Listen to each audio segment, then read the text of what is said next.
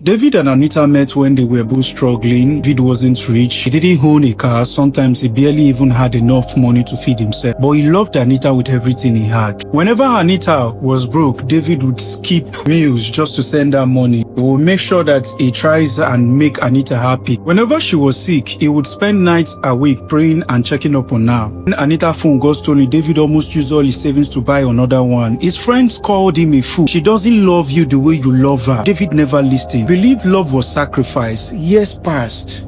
Anita graduated from university while David was still struggling to build his own life. Then one day, Anita got a high-paying job. Everything changed. The calls became fewer, messages became shorter, and the excuses became longer. Whenever David wanted to see her, she would always say, "David, I'm busy." Whenever David wanted to talk to her, she would say, "David, I am so tired." Then down, David knew everything has changed. Something was wrong. Then came the message that shattered his heart. "David, you are a good man, but I think we have outgrown each other. I have fallen out of love for you." He stared at the screen for hours. Outgrown each other? The same girl he had through school. The same girl he stood beside when nobody else did. The same girl who once promised she would never leave him. A week later passed. He saw photos online. Anita was engaged to a wealthy businessman. The pain nearly destroyed him.